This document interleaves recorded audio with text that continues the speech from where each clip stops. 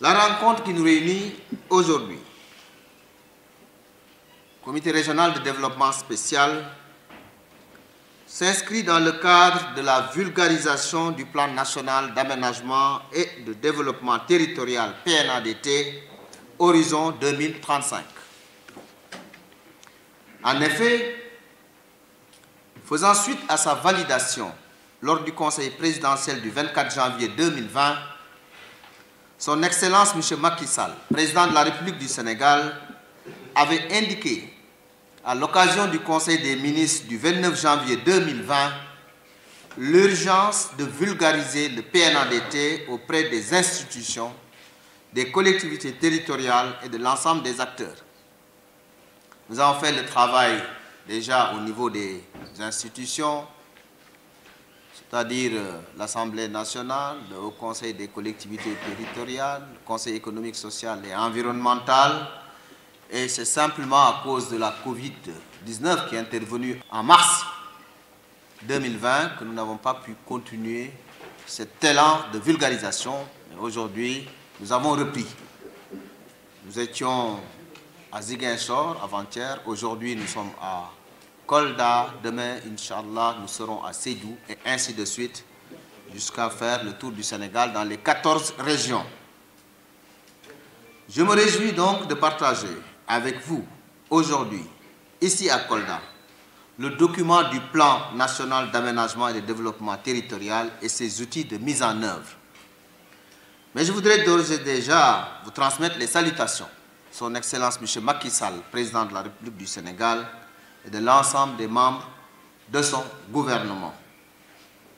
Votre présence massive, et je l'ai remarqué, Monsieur le gouverneur, je vous félicite d'ailleurs par anticipation, est une preuve tangible de l'intérêt que vous accordez à la problématique de l'aménagement du territoire. Mesdames, Messieurs, chers invités, le plan national d'aménagement et de développement territorial, PNADT, vise à promouvoir le développement du Sénégal à partir de ses territoires par une bonne structuration de l'espace et une valorisation durable des ressources et potentialités. En effet, comme nous le savons tous, qu'un pays ne peut se développer s'il ne dispose d'outils de planification. Planification économique, mais au préalable, une planification spatiale. C'est pourquoi le chef de l'État a rappelé au gouvernement l'impératif de veiller à l'aménagement harmonieux et durable du territoire national, ainsi qu'au respect scrupuleux des orientations qu'il a validées sur la base de 4 principes directeurs.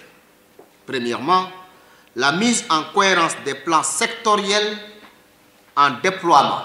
Deuxièmement, l'optimisation du potentiel des territoires et de leur développement. Troisièmement, la promotion de l'attractivité du Sénégal à partir de ces territoires, évidemment. Et quatrièmement, la consolidation de la compétitivité des territoires. Son Excellence M. Macky Sall, président de la République du Sénégal, a en outre insisté sur la nécessité d'accorder une importance primordiale à l'aménagement numérique du territoire. Il y a quelques jours, il a présidé donc une importante rencontre sur le Sénégal numérique 2035. Nous l'avons tous suivi. À la préservation des ressources naturelles et des écosystèmes, ainsi qu'à la décentralisation conséquente de la politique industrielle en adéquation avec les schémas sectoriels de développement des infrastructures nationales et communautaires. Qu'est-ce que cela veut dire? Cela veut dire simplement que dorénavant, avec l'adoption de ce plan, le président Macky Sall a déjà validé le vote de la loi LOADT, j'y reviendrai tout à l'heure, qui est déposé au bureau de l'Assemblée nationale, parce que déjà passé en Conseil des ministres.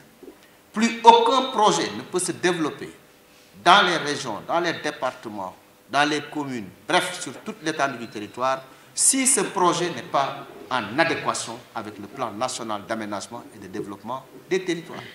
Quel que soit le projet, quel que soit le ministère sectoriel, que ce soit des projets dans le domaine de l'hydraulique, dans le domaine de l'énergie, dans le domaine des routes, des autoroutes, des chemins de fer, des ports, des aéroports, de l'éducation, de la santé, de l'environnement, tous les projets seront dorénavant conformes au PNADT ou ne seront pas déployés.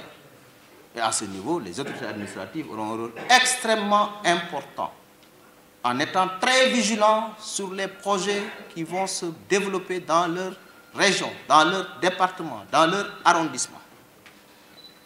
La base sera désormais le plan national d'aménagement et de développement des territoires.